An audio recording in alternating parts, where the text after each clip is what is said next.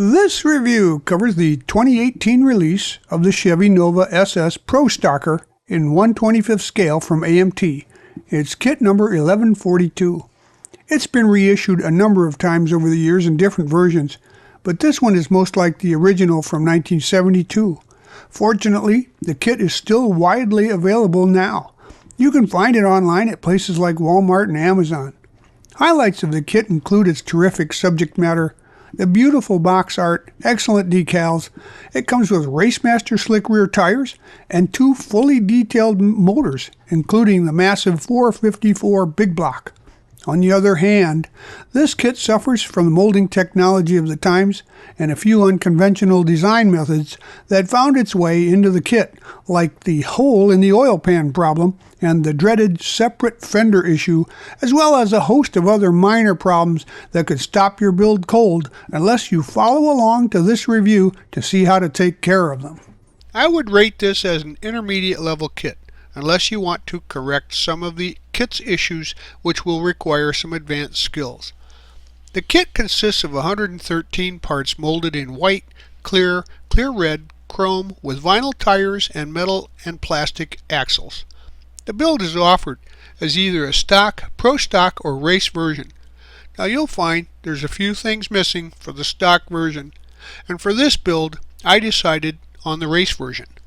The kit includes a stock 350 or 454 cubic inch race motor, both of which are nicely detailed.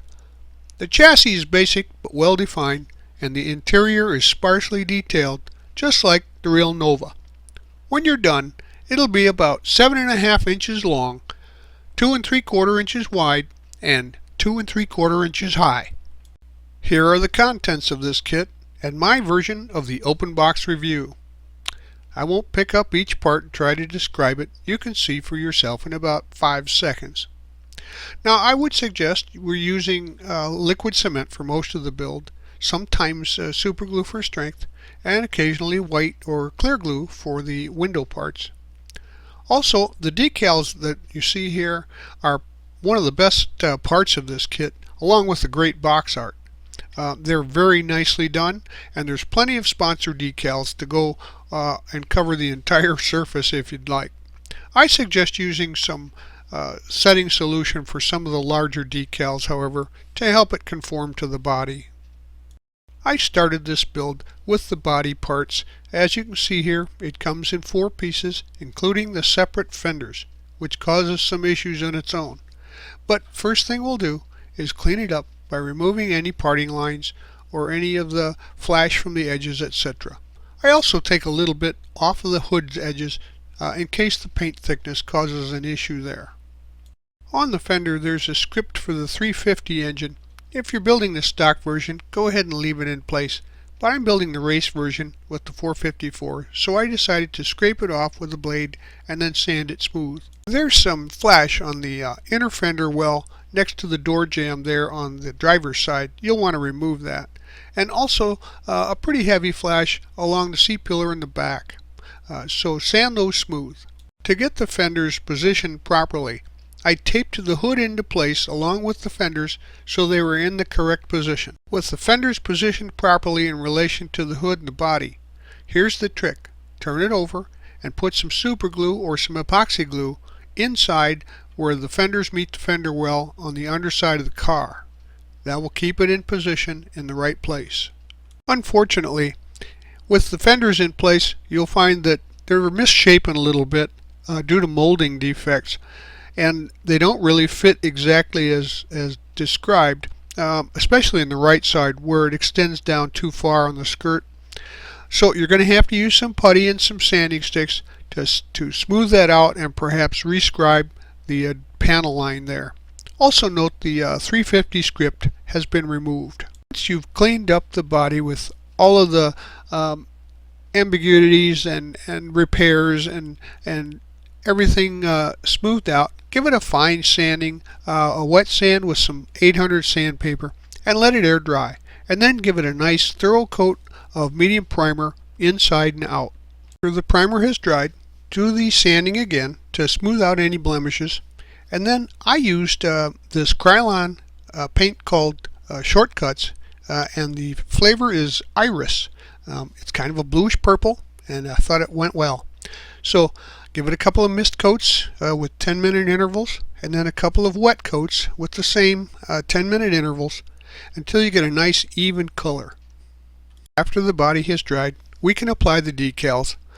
The sponsor decals go on pretty nicely, and I would suggest though that you use some setting solution for the larger decal on the door. I used a variety of items to accent the trim, including some of the liquid chrome pens, regular paint in a brush, and some bare metal foil. Most of the trim is done with the chrome pens, except in the very corners where you can't get a chrome pen into those features, and that's where I use some chrome paint to finish those edges. Also, at the bottom of the car is a chrome rocker trim piece that was made with the bare metal foil. The foil is like a self-adhesive reflective tape with a chrome finish. You just cut a piece off to fit it over the feature you want to trim, and then you press it down nice and hard. Make sure that you get it into all the crevices. Then you use a sharp hobby knife to trim off any excess, and it makes a pretty good looking trim piece. Let the decals and trim all dry and set overnight, and then go over your vehicle with a nice coat of clear to seal in the decals. Next, we'll start working on the engine, but you should note that for piece number 511, which is the plenum that goes underneath the carbs there, the instruction is wrong, as indicated by the letters there on the center arrow, which points down to the valley cover. If you glue that to the valley cover, you're going to get a pretty funny looking engine. So follow along here and I'll show you where that goes. Note also there's some parts in yellow tint there. They get added later on after the engine is in place to make sure you get good alignment and don't break anything off. One of the glaring problems with this kit and some of the earlier models is that there's a hole in the oil pan. In order to get the drive axle to both wheels, they went right through the motor for some of those early kits.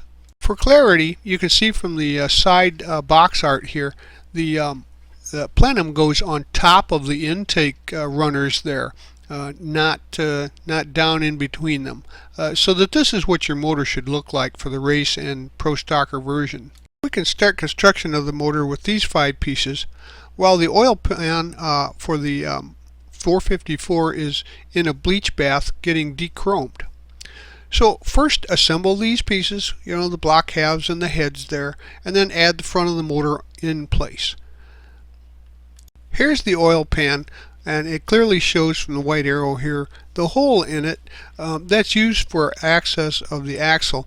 Now I'm going to show you how to repair this and replace it with a regular, more realistic oil pan. But you don't have to do that. You can just use this one if you like. I started preparing the engine for paint here by using some aluminum on the transmission and a coat of orange for the Chevy engine. And as you can see, the oil pan here is stripped and ready for repair. I grabbed a piece of sprue from the kit and I laid it into the area where the hole is. Then I cut off the ends and sanded it all smooth and flat, and finally used a little bit of putty to finish off the edges. You can see it laid in here. The stripes are on the sprue piece. While the oil pan was drying, I added a little weathering, a little thinned black and thinner wash of dark black, flat black paint to give a little definition to the transmission. Now we can glue the oil pan in place, and the white arrow indicates the repair. And then we're going to paint the rest of the oil pan and the engine with another coat of orange. I painted the oil filter flat white and then added the Lee filters decal from the kit to the side. I painted the headers flat white as well and cleaned up the edge where it's bonded to the side of the cylinders. Then I hollowed out the ends with a drill and a sharp hobby knife blade. Gather up the rest of the engine's pieces, and we'll be leaving off, however, the upper radiator hose and the fan. But then we can go ahead and assemble the rest of the motor. And as you can see from the first diagram, the assembly order is put on there in red letters or numbers so that you know how it goes together. So here's what the engine looks like when you're done putting most of it together. Now I just attached the headers and the fan with a little bit of quake hold. It's a putty that they use to hold things in position. Museums use it a lot. And also note that I gave the carbs a little gold tint to make it look more realistic. I'll get these parts out for the racing version wheels. It's really nice Racemaster slicks here. Unfortunately, they didn't modify the wheels to actually fit those tires. So you're probably going to have to stuff them with some tissue paper and use a little tube glue or rubber cement to keep them in place against the rim sides. Anyway, also note that on the rears, it has a different backing plate on the inner wheel than the fronts, which just have a trim ring that glued to the back side of the mags there for the front tires. Now, even the front tires are pretty nice. It's got some raised lettering, so assemble those at this time. The tires are mounted onto the steel axle here just for demonstration so that you can see the tread. And notice the tires on the left have not been modified, but the ones on the right have been roughed up on the tread area. You just simply use a flat piece of sandpaper, about 220, and roll and press those onto the sandpaper to give them a nice rough used look. Now here's another section of that optional construction that I told you about when dealing with that hole in the oil pan. Now we don't have an axle, so we'll have to make some stub axles to fit around where the engine goes, more like a real vehicle. So we're going to start with some evergreen tubing. It's about 0.125 inches in diameter or 3 millimeters, and it has a 1/16 inch internal hole running through it. We're going to cut a piece about 1.7, almost 1 3/4 inches long. Now there are a number of ways to approach that hole in the oil pan, and if you elected to use that, you can skip this next section where I tell you how to use what you've got here to make stub axles to go around it. But there's also the chance that you could modify some other kits, front suspensions like a 69 Camaro or a 70 Chevy to fit and replace the front end. So what I did, however, was I used the upward stanchions there of the sidewalls on the inner fenders, and I drilled the holes out just big enough to put that little tube through that we talked about earlier. Now make sure that the tubing is centered and just protrudes through the sidewalls there, and secure it with a piece of tape. You can see at the red arrow there. And now we're also going to take a little bit of super glue and we're going to glue it into position. Here's that view from the bottom. You can see the red arrows pointing to the protrusion of the tubing through the outsides of the inner fender walls. I've also got the metal axle in there for demonstration. Here it is from the top side, but you can't see where it protrudes through because it just barely comes through enough to provide support for the axle. The arrows here indicate where some epoxy glue was used, some 5-minute epoxy, to secure the axle into position permanently. Next, we'll saw the tubing off on the inside so that it provides enough relief to place the engine into the cradle there. Here's a view of what that looks like with the piece removed, but don't throw that piece away, we'll use it later. Here's a mock-up of the axle stubs now with the axle running through it and the tires on each side. Next, we're going to cut the axles off right there about where the red lines are. Now, you can use the plastic axles that come in the kit if you don't have tools for it, but you can use a rotary grinder or even a file and just notch the axle and then bend it off. Here's what the driver's side will look like after you've got the axle stub assembly glued in and a piece of the axle protruding through on the inside of the vehicle. Here both of the stubs are visible here from the red arrows. You can see them, and the axle portions are sticking through there, and there's still plenty of room for the engine to be placed in the cradle. So do you remember that piece of tubing that we took out of the center section?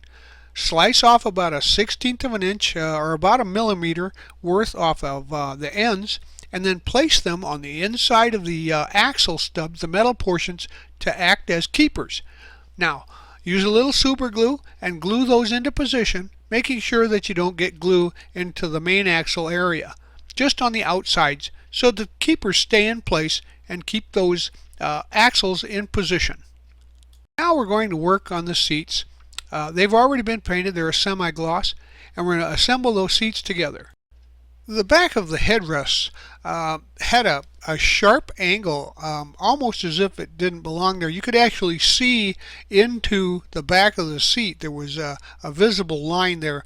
So I sanded those smooth, finished them off with some putty, and then painted them again with some semi-gloss black. Find the parts now for the interior, and in this case it includes the roll cage, but not the back seat area, for this is the racing version. There are some holes in the bottom of the interior pan that you'll need to clear out with a hobby knife or a drill to make a place to position the roll cage. There's not a lot of opportunity to detail the interior tub, and it's molded in one piece, so it's difficult anyway, but I put a piece of foil along the top trim there, and then used the chrome pen for the handles on the door. Now remember to scrape any paint, or chrome for that matter, before you put glue on pieces that you want to join together so that they'll bond. Now we're going to take and add the seats and the roll cage to the interior now. All of the interior parts were painted with the semi-gloss black, and the dashboard doesn't have a lot of detail, but it does have some script in the gauge area there for the speedometer, etc. So I highlighted those with a dry brush, just a little bit of paint on the brush, and went across the letters to bring those out. Now we can glue the floor shift into place. That's essentially got a black knob and a chrome handle, and the dashboard into position. I just use a little tape to keep it from moving around while the glue set. Surprisingly, we can detail the firewall as it's separate, so I just used a little highlighter and some chrome pens, etc., and a silver pen, and gave it a little bit of detailing. In order to locate the firewall, it has a ridge at the top, and you can see it there with the stripes with the blue arrow pointing to that.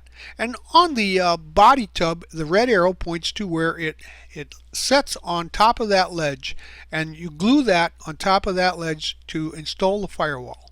Now the kit comes with a chromed 2-dial tachometer, but I decided to use some pieces from the kit. I cut off a piece of the chrome sprue you see here at the top with the right arrow, and also there's a piece of glass that's nice and round that's attached to the windows. And I put those together to make my own tachometer, as you can see here in the interior. I also detailed the steering wheel with a little bit of chrome paint, or aluminum paint, on the middle of the steering wheel spokes. I added a little body color edge spray to the lower chassis pan there, like it would have been in the factory, and I also gathered up the parts for the rear suspension. We'll also have to do some work here, so get ready for a little bit of that. The axle housing was warped, so I had to use a couple of alligator clips to clamp it down to glue it together properly. You can glue the axle housing onto the leaf springs there, and I used this opportunity to mock everything up to see how it all fit together. Once again, I used a little of that Quake Hold tape to keep things in position. I was trying to go for a street look, but I realized that the shackles that are in back used for the suspension keep the rear tires from running into the rear wheel openings. They also move it forward a little bit so it's more centered in the wheel opening. So then I mocked up the suspension with the shackles on the rear springs, and this is what I got. I felt that was a little too high. There was a lot of room there, and I don't know that I ever even saw that in real life. So then I cut the shackles in half, and as you can see, they're still about a centimeter long. So that gave me plenty of rise, although it wasn't quite as drastic as the foot-tall scale shackles that come with the kit. I suspect they were made for even larger tires that came with one of the versions. The traction bars are chrome, but it has a ridge along the outside which is very visible. So I sanded that off and then refinished that with the chrome pen. Here you see the chrome racing version shock absorbers. I scraped and sanded off the chrome from the upper portion, and I painted those yellow for a more realistic look. Here you can see the red arrow pointing to the radius rods there, the traction bars, and the white arrow pointing to the visible yellow shock absorber in the back, and the whole thing is mocked up. I also did a little detailing with a silver pen on some of the lines and the straps that hold the gas tank in. Here's an idea. If you want a Pro Street version, you could narrow up the fuel tank there with using some sheet plastic for the sides, and then also narrow up the axle and the axle housing, and then the white lines there would indicate where you might want to open up those wheel wells just a little bit. But this would give you the opportunity to make a more realistic looking street version. You could also find that you might have to shorten up the springs up front and then the drive shaft as well in order to accomplish that. With the rear suspension in place, I now had a chance to mock up the engine to see if it fit into the hood opening where the scoop is. So I went ahead and put that into position with some more of that putty. And that putty is really nice because if you buy the good quality stuff like Quake Hold or the Blue Tack, you can pull it right out.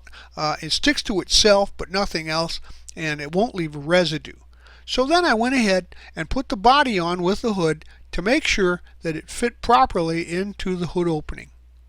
Another shortcoming of these older kits, and this one in particular, is the heavy sprue connections to the bumpers. You have to trim those off away from the bumper a bit and then try and hobby knife it low enough to get a sand stick on it. And even then, you'll probably need to use a little chrome pen to touch those areas up. Now we can add some detail to that front bumper. There's some inset sets on both sides of the license plate area. Those will be painted flat black. And on the outside of that, the side turn signal lights, those had been given a little bit of a dot of orange in the middle and then flooded with some semi-white paint, a little thinned white paint, to make sure that it looked like it was behind the glass. The grill, of course, and then the pods on each side of the headlight are given a black wash treatment with a 50-50 thinner of paint and thinner. Do a test fit to see where the bumper fits in there, and then scrape off any chrome or paint from the areas where it makes contact. Also note that we've painted the radiator area and the hood and of course the portions of the interior of the roof flat black. Install the front bumper into place. The interior portions of the engine bay and the bottom of the hood are also given a flat black paint. Next, we'll get the window glass out and dip that into some future floor polish or pledge floor polish or whatever they call it nowadays, and let it wick off and dry, and it'll give a nice clean look. I wanted to be able to see some of the interior, so I decided that I didn't want the side windows rolled up. So I scored the plastic using a metal ruler and the back side of a hobby blade so that it would fit the window openings except for the side windows. Now you can just put your thumb on each side of the area that you've scored there and snap that window off cleanly so that you can use that portion for the windows. Glue all of the windows into place using some white glue or some crystal clear product. There are also some racetrack decals available for that rear quarter window. Look for the glue points where the interior tub meets the chassis and go ahead and glue the interior tub into position. I went back over and add a little gloss sheen to the roll bar. I thought it looked a little better than the semi or flat black that it was earlier. So here's the rolling chassis with the interior tub mounted onto the bottom chassis portion. Look for the glue points and go ahead and scrape any paint or chrome and then glue these pieces into place. Note that the headers will be added after the engine is mounted into position. Use some slow setting glue so that you can move that into exactly the center after you get the body on. Now we're going to mock up the body into position on the chassis and make sure that the engine is perfectly perpendicular to the plane of the car.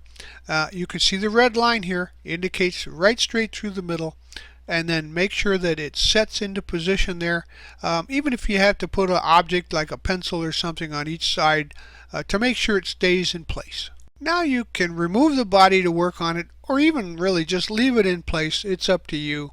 And add these other pieces. Gather these accessory pieces, including the rear bumper, and note that I made some custom license plates for my car. Using my logo, I just printed it out on some plain paper, covered it with some cellophane tape, and then I'll glue those into position later. To finish off the bumper, we're going to use that black wash around the rear panel in the center there in the middle of the taillights. And then we're going to add the license plate and glue the red taillights into position using some white glue or crystal clear. Now you can locate some of those glue points, and even just along the sides where the chassis meets the body. Use a little super glue and tack that into position so that your body and chassis are mated together. Here's what the rear looks like, and also we'll show you what the front looks like after you've added the headlights in the front there to the grille.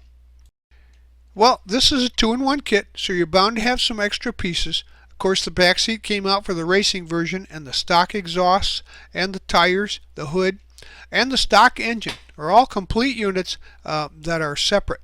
And you'll have parts left over for your next kit bash. Well, there you have it. Your model is complete.